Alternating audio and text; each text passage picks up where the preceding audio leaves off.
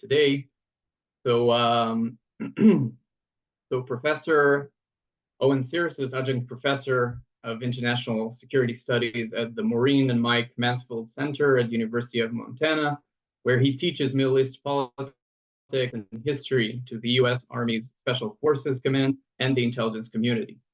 Previously, he served as a senior intelligence officer on Iran for the U.S. Defense Intelligence Agency, the DIA, and he has published and authored several books, including A History of Egyptian Intelligence, published in 2010, Pakistan's Inter-Services Intelligence Directorate, published in 2016, and most recently, Iran's Qods Force, Proxy Wars, Terrorism, and the War in America, published in 2022. Now, intelligence communities,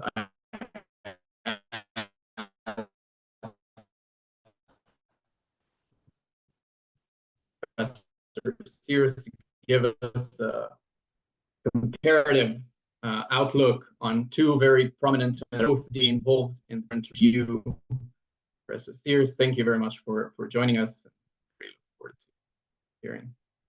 Okay, well, thank you very much for that kind introduction. And I was wondering if I could share my screen at this point.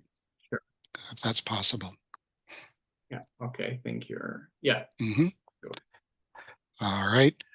Again, my name's Owen L, and I've been teaching in this program at the University of Montana since 2008. As Ofek mentioned, I was at the DIA for a number of years in the late 1990s, early 2000s. I'm also not only a professor, but I'm still a student. I'm enrolled in a PhD program at King's College London, where my focus is in the intelligence studies portion of the curriculum at the Department of War Studies. And my current research is looking at Saudi Arabia and covert action, starting in the 1950s, going all the way through until 1995. I had to put some terminal point on my research, otherwise it could have gone on forever. But that's been very interesting as well. But our discussion today is going to be focused on Egypt and Iran.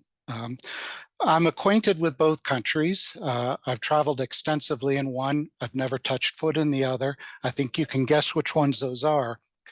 When I started at DIA, I started as an Egypt analyst in what used to be the Directorate of Intelligence, J2. And I wouldn't say that Egypt was a top priority at the Pentagon. Remember, this is the late 1990s. Egypt was kind of in a stasis under President Mubarak.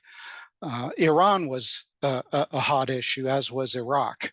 And it's interesting how times change. And of course, Iran has always been relatively close to the top of the US priority list.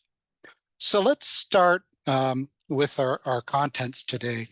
We're going to look at some key questions. We're going to focus primarily on Egypt and Iran, of course, and then try and weave all this together with some conclusions, maybe a little bit of comparison and contrast between the two countries and how they've approached this topic. When we're talking about the bottom line up front, some of this might be seen as a blazing presentation of the obvious, right? Intelligence services are vital. Well, no kidding.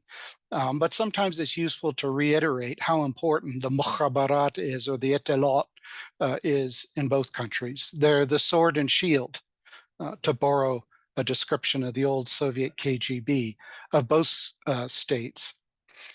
The missions, if you're going to rack and stack the priorities, I would always say that internal security stands uppermost. These are intelligent states, to use the term that Gamal Abdel Nasser once used to describe Egypt, where internal security is uppermost in priority.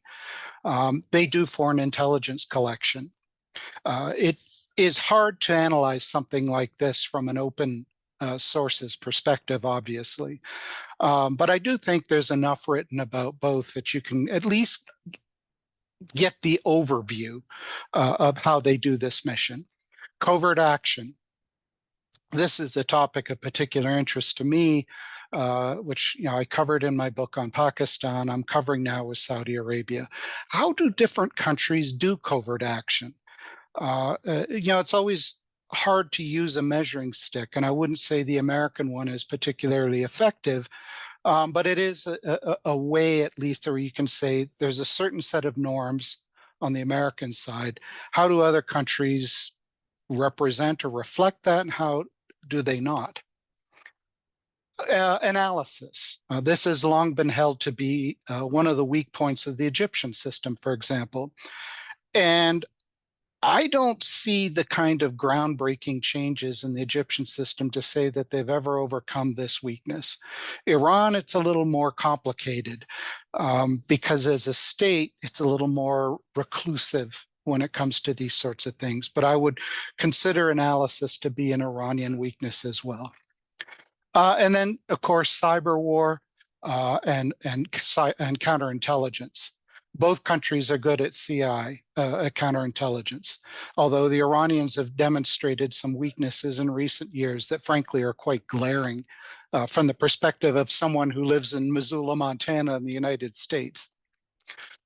So this is the opening quote from Vadim Kirpichenko, who is a KGB veteran. He served in the Middle East, specifically Egypt. He says the word mukhabarat, as the special services are called in Arabic, produces a stunning effect on Arabs. The mukhabarat has its own laws. If a person gets in trouble with the mukhabarat, he's in real trouble. What he wrote about this time period is still very much true today. And it's striking to see the expression, plus ça change, right? The more things stay the same, applies in Egypt and in Iran. So these are the key questions that I propose to cover. Who are they? When we're talking about intelligence communities, what do they do specifically? How effective are they? That's kind of the meat of the issue. And those are the three questions that I propose for our time constraints to look at today. So let's start with Egypt, and here are the symbols of the respective agencies. The oldest is on the left. It's military intelligence. The Mukhabarat Alamma, or Egyptian intelligence, as it's described here, is the premier service, especially in the foreign field. And then on the far right is the often renamed, but nonetheless still the essential al-mabahith, right? The state security investigations, or as it's now called in its current manifestation, Homeland Security. So general intelligence, military intelligence and reconnaissance, the National Security Agency. It is the Arab world's oldest and largest community, in the sense that Egypt was kind of a trailblazer, the beginning of the 20th century. In my research, I found, not surprisingly, I guess, that the British had a hand in this. I'm not saying that there were not intelligence type functions being performed by Egyptian rulers before the British colonial presence, but the lineal demarcations as you go down through the decades seems to start in and around the beginning of the 20th century. Regime security is the #1 mission overall. This is definitely a state by and for the military. It's definitely a state where the military wants to have its hands and its presence in the intelligence services. The main enemies would be your domestic Islamist movements. And they've changed over time in different perspectives, going from Egyptian Islamic Jihad, the Egyptian Islamic group, to the more recent manifestations. So let's start with what's probably the largest. This is the descendant of the Mabahith Aman Alam, the original state security investigations. Before that, it was general investigations. I mean, the names change, but as we all know, the core functions stay the same. Subordinate to the all-powerful Interior Ministry. Now, for an American audience, Interior Ministry or Secretariat has very different functions, right? I mean, when people think of the Secretary of the Interior in this country, they think of someone who looks after parks and wildlife. But this is definitely and emphatically not the case in the Arab Middle East or Iran, for that matter. This is the police agency among all. The key mission is internal security. It collects and analyzes intelligence. The open sources indicate that it collects a lot of intelligence. It just doesn't always analyze them particularly well. The main targets would be your Islamist groups, the jihadi groups, to a certain extent, the Copts, Egypt's Christian minority. There's long-standing unease on the part of the Mabahith about the Coptic community, their connections abroad, especially in the United States. It seems to be something that transcends the different dictatorships, from Nasser all the way down to al-Sisi. Various dissident groups, and here the presence is almost stifling, to the extent that the al-Sisi government monitors journalists, human rights groups. I mean, it seems like every year you think that now they've really knuckled down on non-governmental organizations or civil society, if you will. And then the following year, they just turn the taps even tighter, if that's possible. And of course, as a result, the Mabahith is feared. It's reviled. I mean, when people think about intelligence or mukhabarat in the Egyptian context, this is usually the agency they think about, because this is the one they may or may not encounter, but certainly have heard about the most, because its mission is in the internal security arena. Military intelligence is the older one. I mean, this is the descendant of the British era, British controlled Egyptian army from a long time ago. Reports to the general staff. It does the gamut of traditional military intelligence functions, from strategic to tactical. So can it do any of these particularly well? The history suggests that there have been numerous gaps. It collects and analyzes on foreign military capabilities, primarily Egypt's neighbors. It has a function in monitoring the loyalty of military officers. For General al-Sisi, President al-Sisi, I mean, where does one end and the other begin at this point? This is a key concern because, as we've learned repeatedly, when change comes to Egypt politically, if you can really call it change, it comes from within the army. Hosni Mubarak was an Air Force officer, so we'll call him the exception that kind of proves the rule. That when change comes, it comes from within the military, and usually it comes from within the army. So by tradition, the MID is focused heavily on internal loyalties of the officer cadre. Islamist activity in the ranks, a long-standing concern. I mean, if you think about Anwar Sadat, right, rising from his chair to greet the people jumping off the truck thinking they're saluting him, and of course they're machine gunning him, the most dramatic example of failing to properly assess the extent to which Islamists had penetrated the ranks of the army. Counterintelligence, primarily focused on the armed forces themselves. I mean, this is looped in with assessing officer loyalty in particular.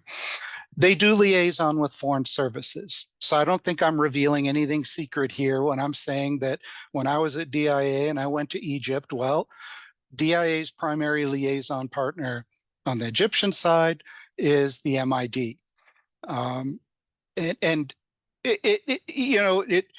I would not describe it as a particularly fruitful relationship. It's very pro forma. It's almost lowest common denominator analysis. And I think a lot of it has to do, frankly, in my opinion, with their side, but that's a story for another day.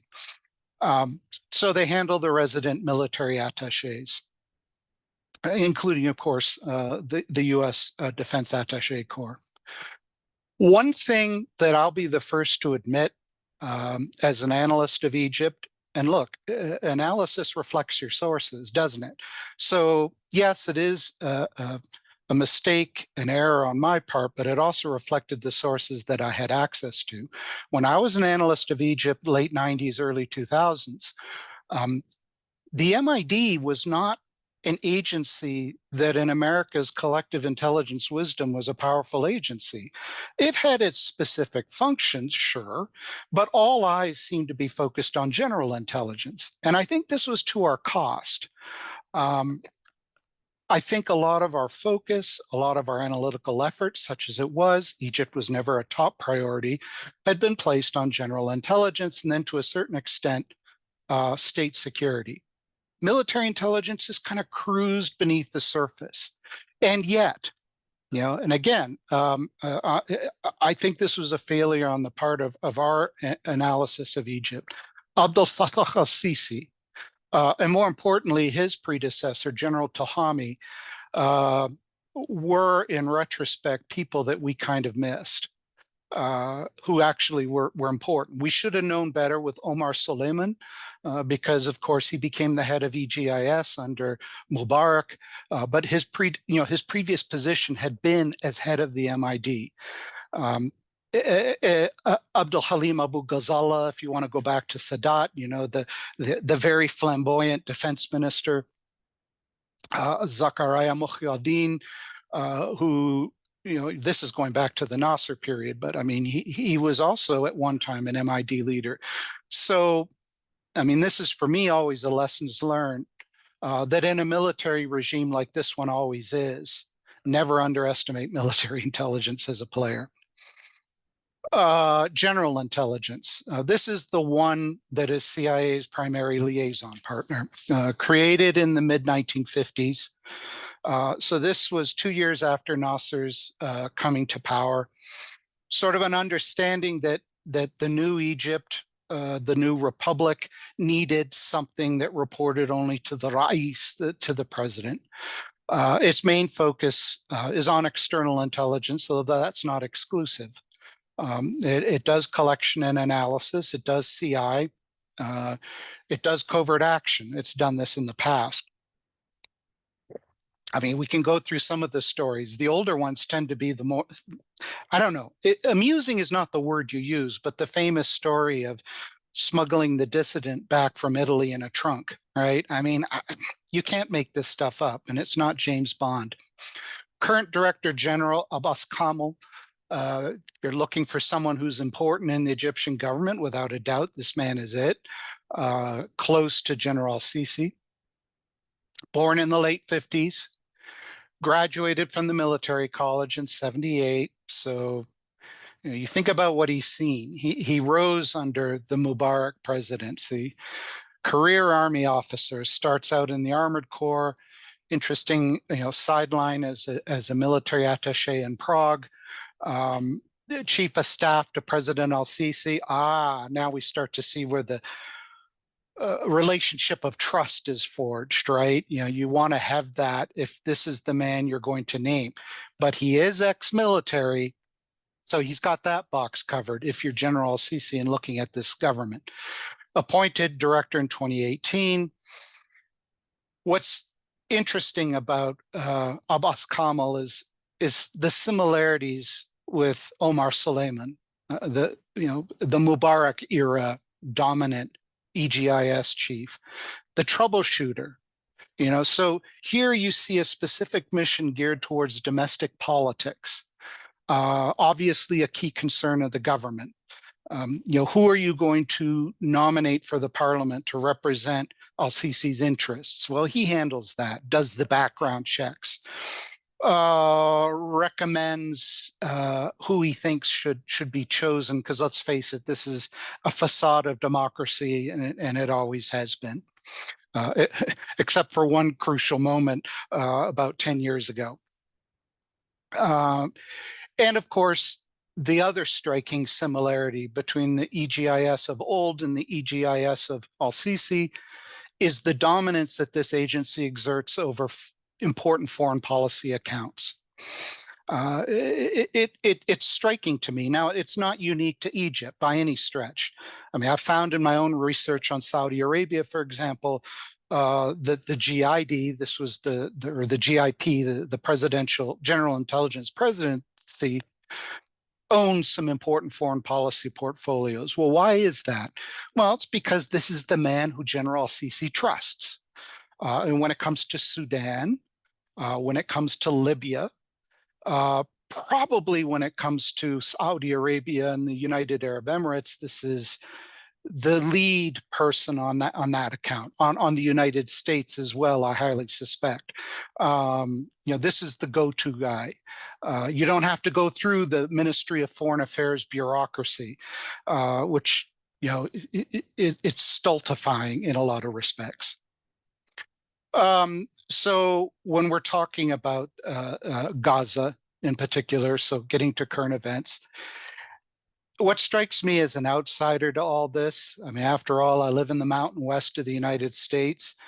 I haven't been to Egypt since 2011, but what strikes me is the old continuities. You can change a general out. You can even have this awkward interim with al-Mursi, but in the end, they come back in, the generals, that is. And the de facto alliance with Israel still stands. I mean, I don't know to any extent that it's written on paper, but the security ties remain. Both countries are focused on Gaza. Now, they have their own goals, they have their own objectives, but it's striking how, information leaks to U.S. newspapers. Unmarked Israeli drones operating over the Sinai, cooperating with the Egyptians on maintaining security in the Sinai, home to an ISIS, an Islamic State affiliate. Again, not something that the Egyptians want to advertise too much for domestic popularity reasons, but exists. The intel exchange that I strongly suspect is quite active here. After all, they share adversaries. And it's not just Muslim Brotherhood affiliated groups like Hamas or Palestine Islamic Jihad for that matter. It's Iran and Iran's grasp over different countries in the Middle East. Okay, so that's Egypt. We can put that aside now. Now let's look at Iran. Now on the surface, you would say very different countries culturally. Historically, what's striking, though, is that these are both very old countries. And what does age mean? Well, age means continuity and some change. But again, we're talking about old societies from an American perspective, obviously. And so I deliberately put the different organizations here in rough order. I mean, on the left, you have the Islamic Revolutionary Guards. In the middle, you have the Intelligence Ministry. I love that eye, right? It's like the Eye of Horus, which you found in the Egyptian General Intelligence symbol. And then on the far right, military intelligence. There are other agencies in Iran, but for the purposes of time, let's focus on the big three. MOI, Ministry of Intelligence, is probably the largest one. It's hard to say. A lot of things Iranian, as you know, I mean, they're hard to get a good grasp on numbers. Seems to have a coordination role. Reports to the supreme leader, Ali Khamenei. And look, parenthetically, I just got to say, when is this guy ever going to pass on? I mean, he seemed to be old in the early 2000s. We were already reading analysis that he had kidney problems, he had cancer, and here he is, he's still around. And, and I'm not surprised that there are rumors in Iran that the current one is a body double. I mean, how can you not but think this when you see this guy who seems to be timeless and ageless and completely rigid? The president of Iran, the Revolutionary Guards organizations, here We can talk about two in specifically, a counterintelligence unit that's grown very powerful in recent years, but has been slapped down, and the overall Guards Intelligence Organization. And then last but not least, although arguably the oldest, in terms of continuity, it definitely is, the old Armed Forces J2. Here, the continuities are strongest. So let's start with the Intelligence Ministry. Interestingly enough, it was created by the Majlis. It wasn't really something that, as far as I can tell, was directed by Khomeini himself or one of his advisors. This was something that in the middle of a war with Iraq, right? When you think about this being the war for Iran, a war for survival, the Majlis said, we're not doing intelligence particularly well. SAVAK is gone, but the current replacement for SAVAK is not doing a terribly good job, and Armed Forces Intelligence is completely disorganized.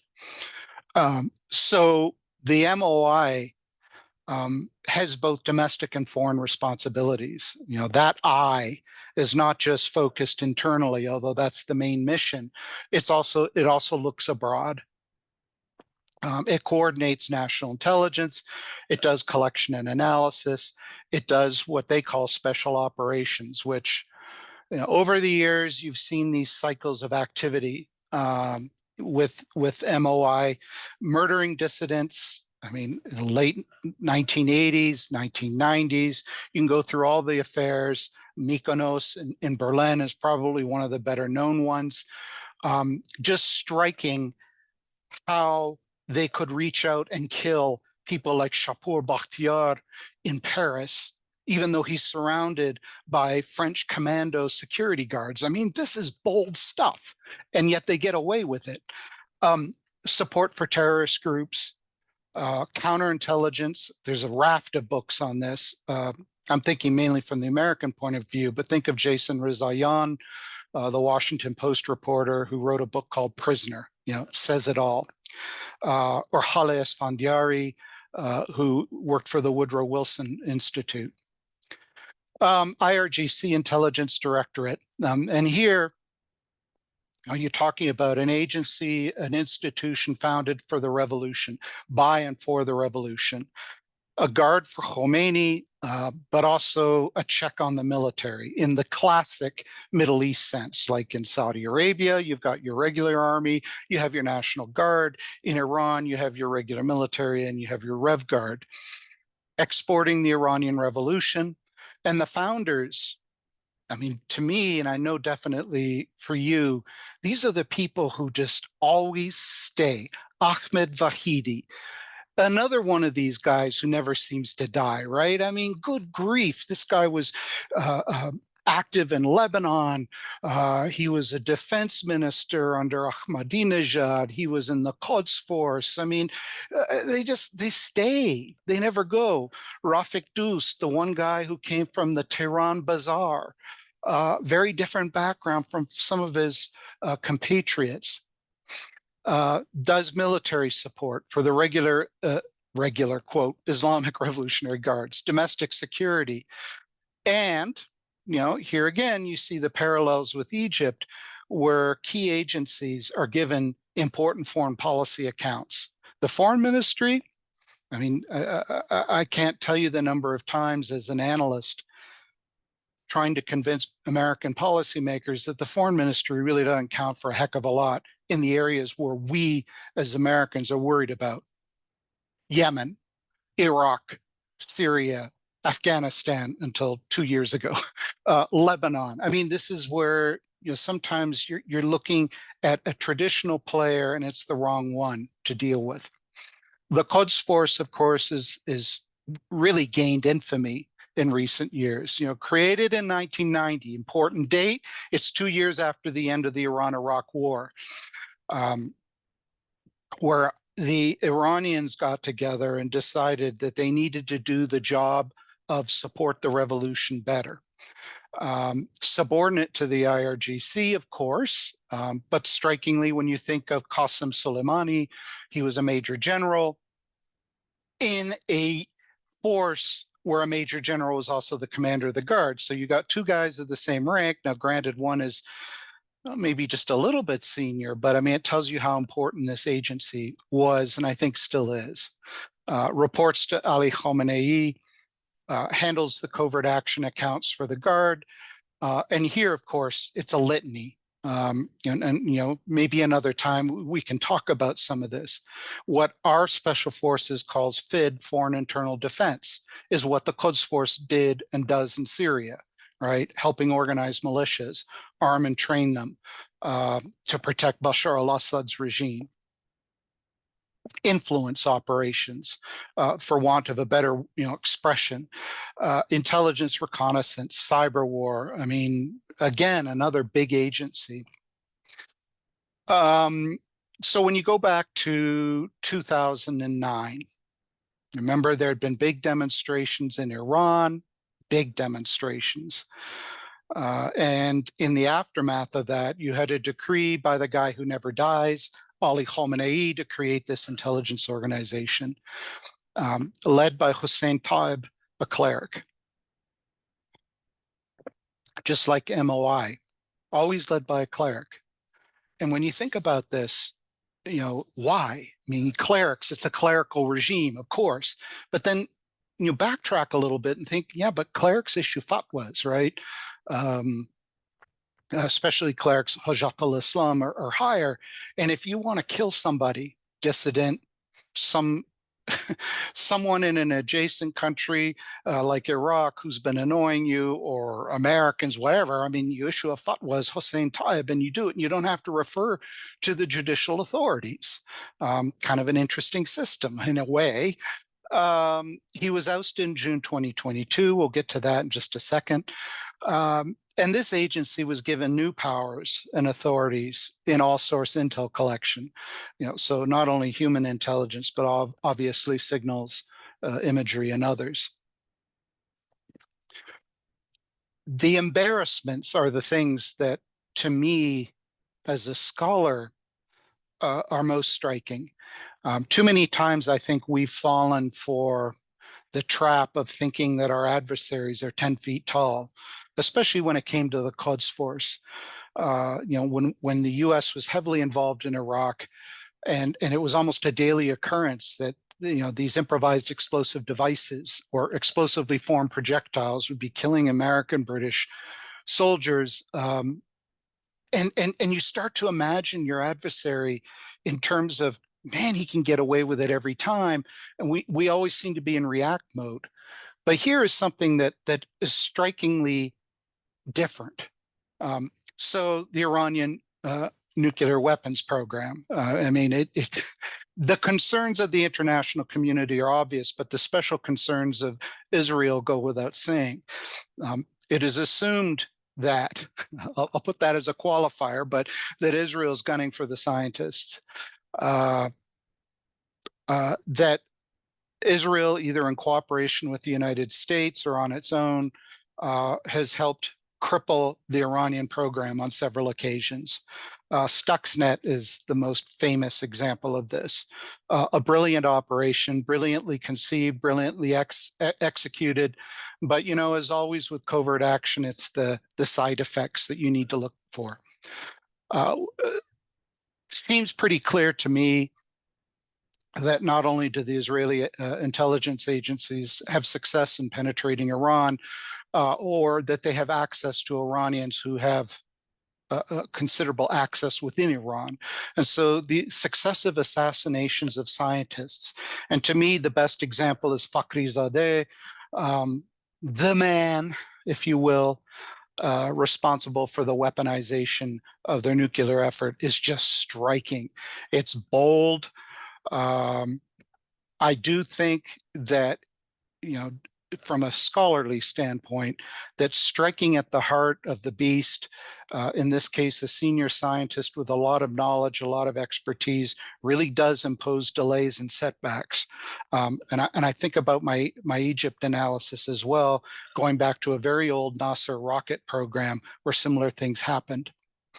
What it did, though, was it proved incredibly embarrassing to the IRGC, to Hussein Taib, who gets the hook, gets yanked off the scene.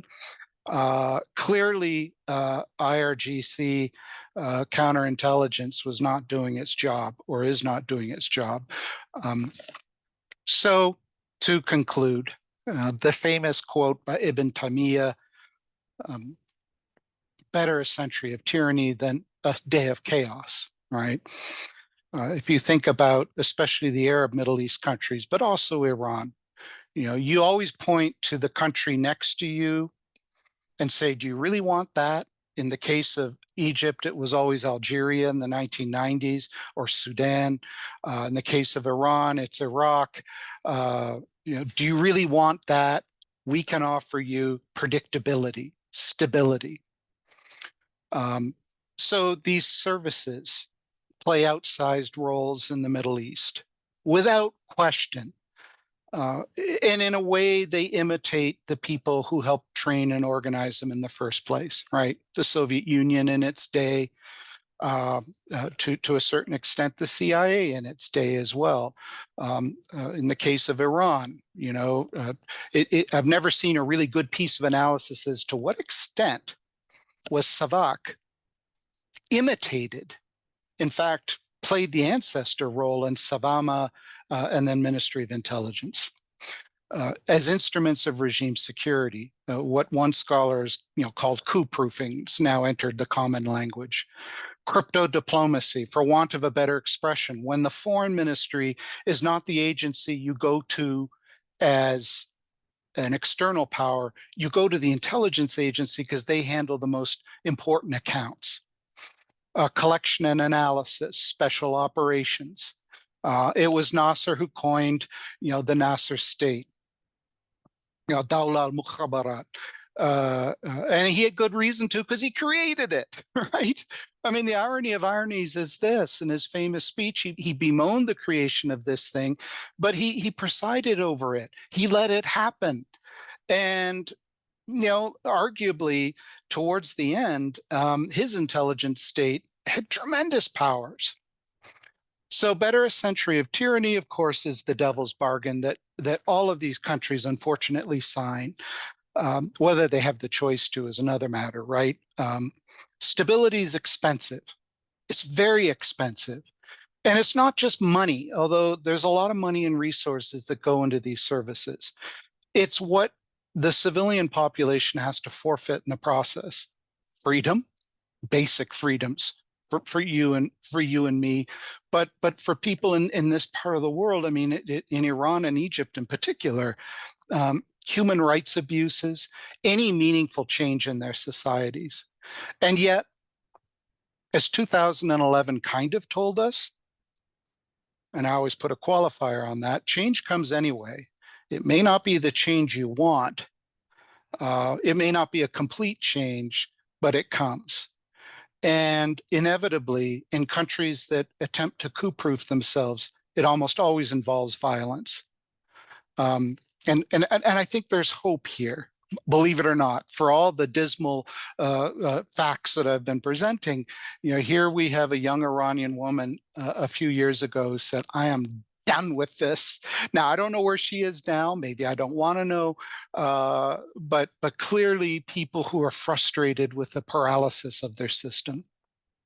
So I'm going to conclude here and open it up to questions and comments.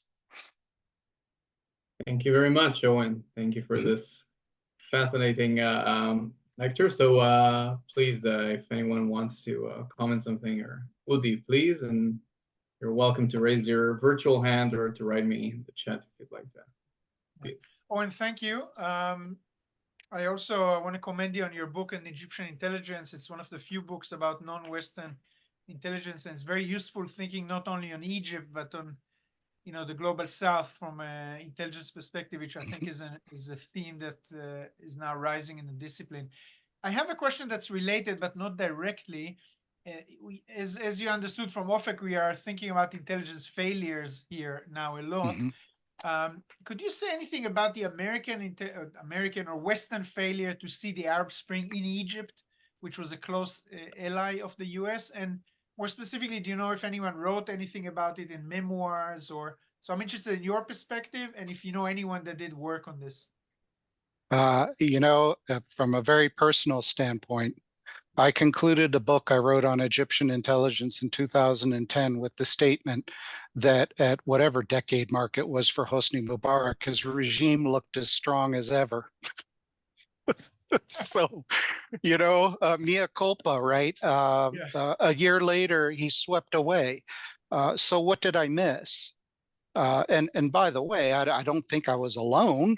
I don't remember.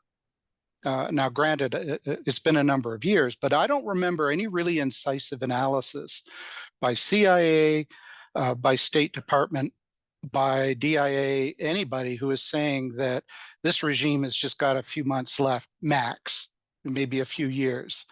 I think we got lulled into a collective comfort with Mubarak. He was there. He was predictable. And yeah, there were embassy cables, looking at people who could be his successor. Omar Suleiman was the perennial favorite, right? Gamal Mubarak, his son, was the other perennial favorite. And yet in the end, as we know, we kind of missed the bubble. And I have not seen, to my mind, a really good assessment on what went wrong. How did the US intelligence community miss this? Now, you could say in its defense, who would ever know that a fruit vendor in Tunisia, who is absolutely fed up beyond possibility with the Ben Ali government and set himself on fire? I mean, but that's easy to say that. What's the tinder? The raw ingredients of the blaze were there. And you could weave together various analysis and put it together and say, all of this combined makes these regimes combustible. Absolutely. But what's striking to me is it was not only a US intel failure, I think, but it was, frankly, an Egyptian intel failure. It was a Libyan one. It was a Tunisian one. It was a Yemeni one. It was a Syrian one. I mean, for these agencies that we all thought had penetrated to such an extent the societies, how did they miss the obvious? Now, I think in the case of the Arab services, it comes down to fear of informing the policymaker, right? Who wants to be the analyst who goes up to President Mubarak and says, Your Excellency, I think you only have a couple of years left because this country is stagnant and there are a lot of upset and angry people. And he's like, yeah, I've heard this all before. And by the way, who are you again? I think there's a little bit of that. If you want a historical example with Iran, I used to work with an analyst who authored the famous national intelligence, who helped author the famous national intelligence estimate written in 1977 that said the Shah had another quarter century. This, again, what did we miss? And I think a lot of it is, dare I say it, but out of the box thinking and basically presenting a case that says, well, what if we got out of the collective huddle, which is the bane of every analyst's existence, by the way, and just thought more openly about all of these things have to come together in a certain way and explode. And why are we missing this? But I have yet to see a real mea culpa from the CIA. And frankly, to use a more recent example, what happened in Afghanistan in 2021? Why did we miss that the Afghan National Army was going to lay down its weapons en masse? Why did we not apparently, I'm covering myself here, detect the extent to which the Taliban had infiltrated the ranks of the security forces? I mean, to me, even more than Iraq, this was a staggering failure. It was like paralysis at multiple levels. And I'll stop here, other than to say that, I had worked with several special forces officers who went to Afghanistan, and they never liked the message that we gave them here in Missoula, Montana, of all places, which was that Afghanistan was sliding backwards. And I think in the US military, and probably in yours too, there's this positive mindset, right? We're making progress. We're tracking the indicators. The indicators are showing a positive direction. And sometimes that's self-reinforcing. Thank you, Owen. So just before we move to Ofer, if you could please open your cameras again, if you can, it would be much appreciated. And please, if you're asking a question, just briefly present yourself as well. Oh. Thank you, Owen, by the way. Thank you. Okay, thank you. My name is Ofer, and I'm a fellow researcher in our Institute for the Methodology of Intelligence and a former analyst in our DIA. My question is, you talked both on the Egyptian side and the Iranian side that one of their weak points is the analysis. So I just wondered if you can elaborate a bit about what do you mean by that? What kind of problems do they have there? And maybe what are the reasons behind that? Thank you. Okay, to address your question, with the analysis part, it was always easier to say about Egypt because Egypt fought and was defeated in so many wars with your country. I mean, even in a country as secretive as Egypt can be, although not nearly as secretive as Saudi Arabia, by the way, the admissions, the confessions eventually do emerge. I'm thinking of General al-Shazli, who helped organize the assault on the Bar-Lev line in '73, where he said in retrospect, the problems of analysis could be summed up as, again, you want to present a positive picture, right? You don't want to go to the policymaker, in this case, the president of the country, and say, Ya Rais, I don't think this is going to work, or this is failing. I mean, in an authoritarian society, it seems almost universal that naysayers never rise.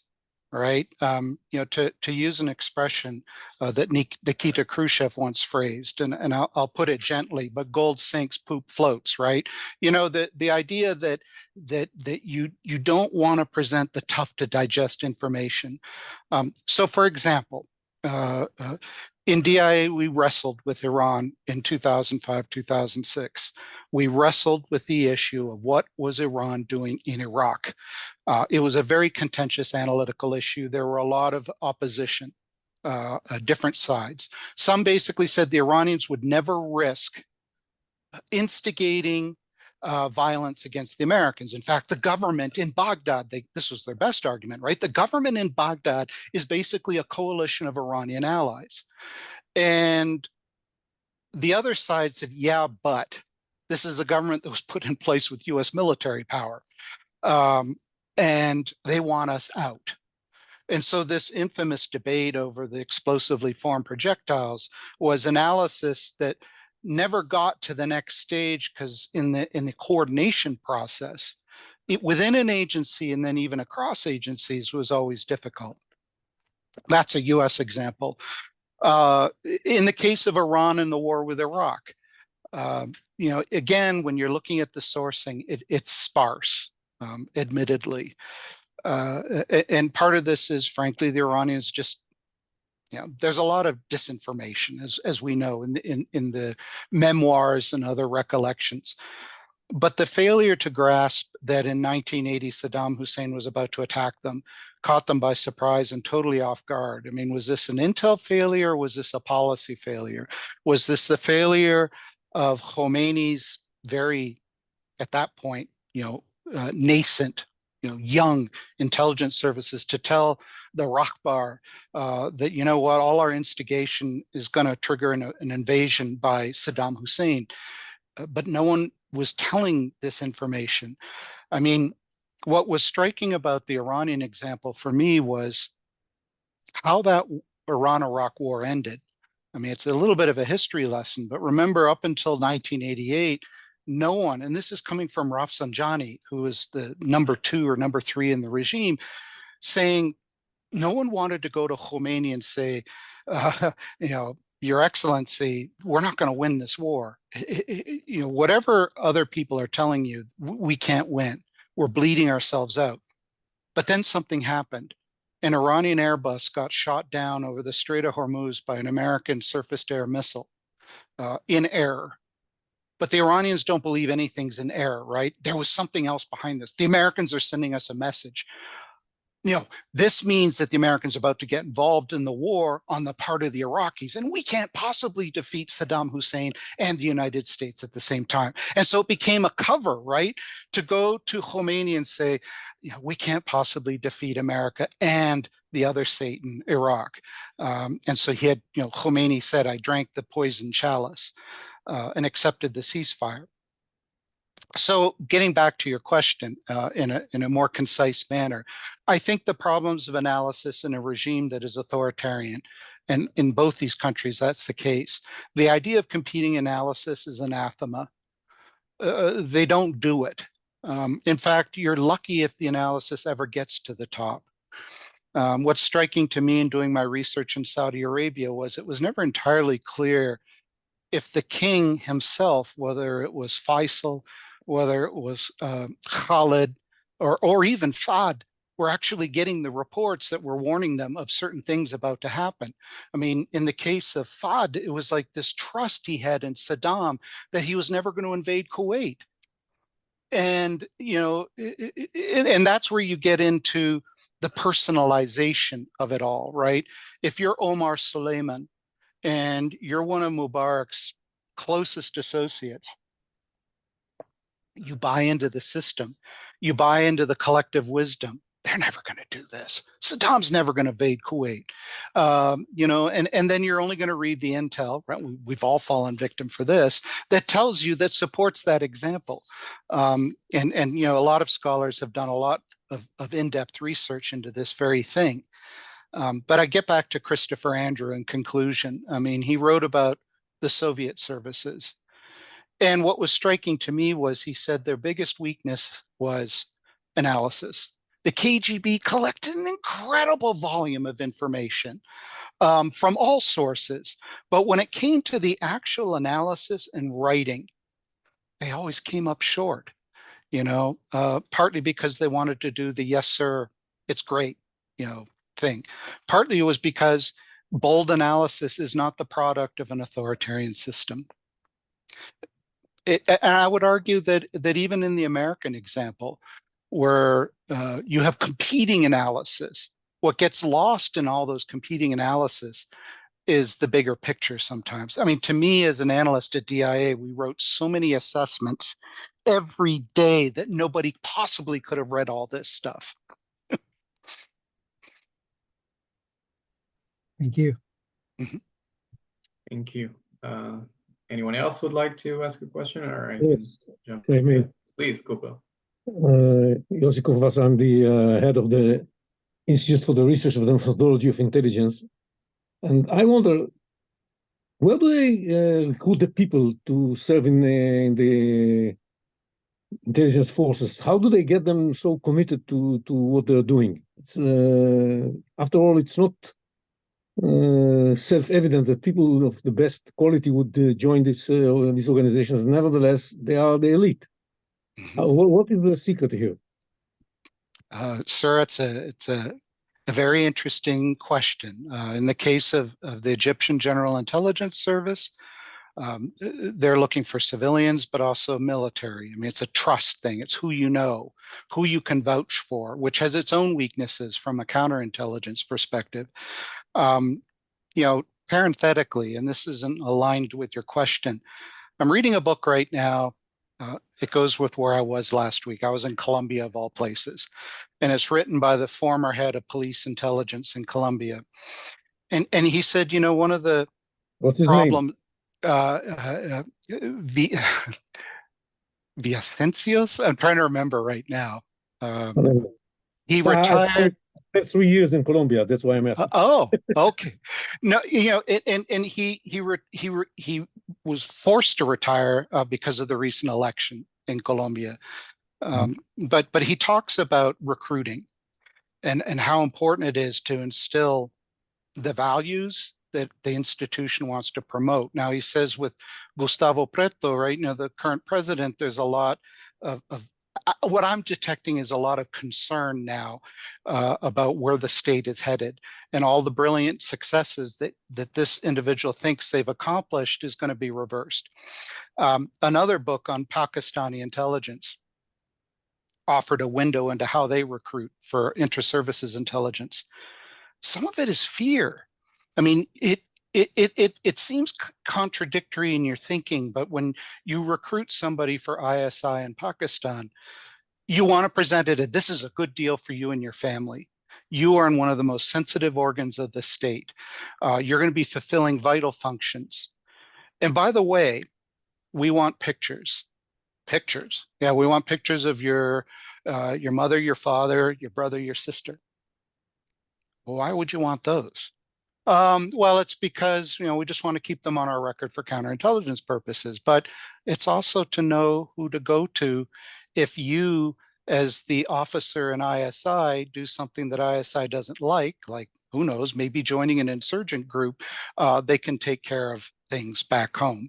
And to me, that doesn't suggest a very motivated, except by fear, intelligence officer.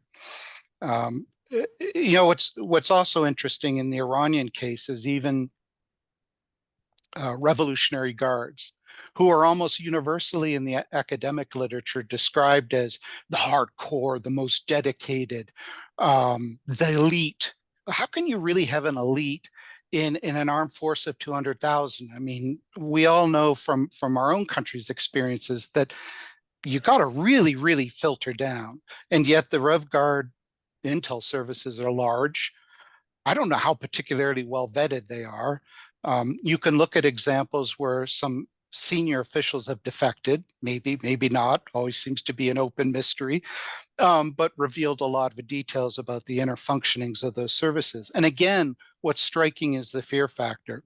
If you, Mousavi, Abdullahian, ever think about defecting, and we're not even saying that you will, but if you ever do, well, we know where your family lives. Yeah, and it's not unusual. The Soviet services were very similar. And we will find you and we will eliminate you. And then they'll list all the examples where the MOIS went out and hunted down people and eliminated them. I mean, it can be effective, but I think it can also, as your question is pointing out, show the serious limitations of loyalty to a system like that. Fear can only go so far. Thanks. I would like to ask a couple of questions. It would have Sure. been three, but Ofer took mine on the analysis. So perhaps from a more methodological perspective, I was wondering first, how do you approach these topics? What are your sources? Do you do also some kind of field work or interviews and stuff like that? Would be interesting to know. And also, I guess I would be interested in hearing what was your most shocking discovery when writing these books about Egypt, Pakistan, Iran. All right. Well, to address Mr. Cooperwasser's question, the name of the book in Colombia was Así Fue. It was published just last year. I'm sorry, I can't remember the author off the top of my head. I bought it last week. I'm about halfway through it now. He talks a lot about his successes and a few failures going after the FARC, but also going after the narcotraficantes. How do you analyze intelligence? How do you gather the information? I'm sure for all of you out there, you can relate to this. The information's out there. Quite a bit of it is actually written, but where? And to me, writing about Saudi Arabia, for example, which I'm doing right now, is how wide a net you really have to cast. Egypt was actually the easiest. And it's because of books like Yaakov Karoz's book, The Arab Secret Services, which came out in the late 70s. And everybody's saying, yeah, it's an old book. never underestimate the old books. They tell you a lot. And more importantly, they give you the sources. The good ones give you the sources. Caroz's book, showed you that this gentleman obviously could read Arabic, which goes to my next point. If you're going to research these services, it helps a great deal if you can read the language at a minimum, because there's so much there. I mean, what strikes me in researching Iran, and you go to Iranian expats and you talk about your research, and they say, why are you using Reshadi's memoirs? I mean, this guy is going to lie to you. Almost all of them say this. They denigrate the source. And look, I'm the first to admit, yeah, I bet there's a lot of deception in there. It's written by an intelligence officer. But that being said, it's the nuggets, right? It's the analyst who's now become the academic scholar. And frankly, and I know I've disagreed with some people at conferences about this, there's not much of a difference. You're doing the same essential function. You're pulling together a lot of disparate sources of information. And I call them the nuggets, right? It's like sifting for gold, and you find the one rare thing that kind of puts it together, but it's not the whole puzzle. So interviews are for me the hardest part, and maybe that is a personal thing, or maybe it's the fact that in the United States, it's like every society, it's who you know, right? So, for example, on this book, on this thesis, my PhD research on Saudi Arabia. Next month, I'm going to go talk to Ambassador Peter Thompson, who was George H.W. Bush's ambassador to the Afghan Mujahideen. Now, why am I going to this guy? Well, he happened to know Prince Turki Al Faisal really well. Prince Turki Al Faisal was the guy who was signing the checks for the Afghan Mujahideen in the 80s and early 90s. I'm going to get insights from Ambassador Thompson, I know, but what I'm really hoping here is, like a good collector does, right? And I was never in the collection side, but you use this to access someone else. I would love to talk to Prince Turki Al Faisal. I don't know if it'll ever happen, especially in the post-Jamal Khashoggi era. I've been told he lives in Northern Virginia. Maybe that'll give me a chance. He has written a very thin book, Prince Turki, called The Afghanistan File. It gives you a little bit of insight into what Saudi Arabia was doing in Afghanistan, but it doesn't tell you anything about what Saudi Arabia was doing in South Yemen, North Yemen,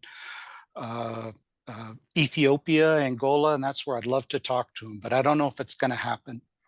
I've discovered something called the Arabian Gulf Digital Archive. It is a collection of British diplomatic reporting from the 50s, 60s, and 70s, focused mainly on Arabian Gulf countries. Now, obviously, it's hosted by the United Arab Emirates. It saves you some trips to London, to the National Archives there. For those of you who have gone to the National Archives in London, they're very well organized, they're very well set up, but they give you 3 files at a time, which can be very time consuming and frustrating. The American archives are the opposite. They'll give you boxes, 16 boxes. And, God bless if you can find something in all those boxes that'll fill your need. It's like a plethora of riches, but it's not really riches. It's just a lot of information, and it's hard to screen. So I think interviews are the thing that sell books, right? I mean, this is the thing. He had the access to X, Y, or Z, but it's the hardest part because intel officers don't like talking about, especially on the collection side. They don't like talking about their work experiences. Saudis, I always say about Saudis versus Egyptians. Egyptians love to write and Egyptians love to speak. Saudis don't do either. So when I was doing my research on Saudi Arabia, I came across a book by Khalid bin Sultan, the son of the famous bin Sultan, the famous defense minister. And the billing of the book when it came out in 1993 was, this is the first book written by a Saudi prince. Oh my God, this is a country that's been in existence since the 1930s, and this is the first book written by a Saudi prince, written actually in cooperation with a British journalist. All right, your next question, the most shocking discovery.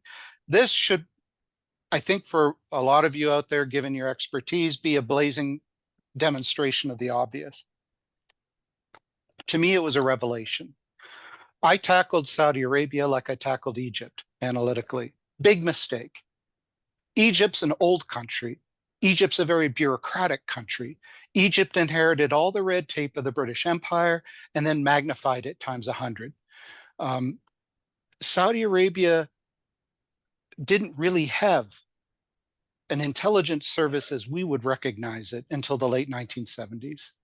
They just didn't. They had a nameplate on an office, I'm sure, and there was an inhabitant of the office. But did that person matter? Not really, because in the end, the king went to a guy named Kamal Adam, right, who was like his go-to guy on pretty much all the important issues of the day. Relationships with Egypt, go to Adam.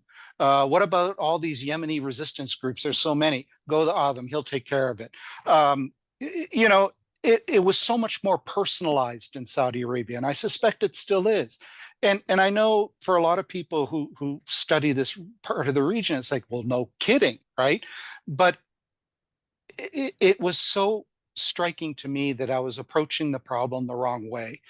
What I really needed to do was, all right, who are the king's brothers?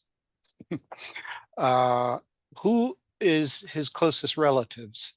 Kamal Adam was King Faisal's brother-in-law. You know, he was the brother of King Faisal's favorite wife, who eventually becomes the head of something called the Foreign Liaison Bureau. It's not mentioned anywhere, or very rarely in the open sources. You really have to dig hard for it. But it does tell you that the Foreign Liaison Office, quote unquote, had maybe 4 people in it for handling all the sensitive accounts. And Kamal Adam was the guy who was sent out to do all the sensitive missions. It was like, how much can this guy possibly do? But his name crops up all the time, especially in British reporting, not American, because we're a little more squirrely about Saudi Arabia than the British were. And yet, you know, once you start doing the digging, you start to realize this isn't Egypt. This is a brand new country with virtually no bureaucratic tradition. 10% of the country is literate in 1970. So how many of these people can really be effective intelligence officers if they can't read or write? I mean, some of these things are basic, but that was my most shocking discovery. Thank you very much. Any more questions? By the way, do you use books like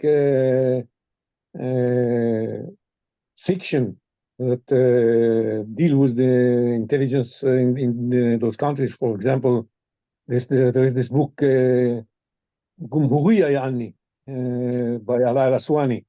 Did you use this in order to better understand how this works? I did with my research on Egypt. And I like Gamal al-Aswani because he's entertaining to read. I devoted maybe 2 paragraphs in my book to the mukhabarat in Egyptian literature. And as you're pointing out, I mean, you don't have to go too far into Naguib Mahfouz or anybody to realize that the mukhabarat is an obsession in Egypt. The suspicion, the obsession, the secrecy, the fear. My favorite author was a guy named Gamal Gitani. Now his book, Zaini Barakat. Zaini Barakat was about 17th, 16th century Mamluk Egypt.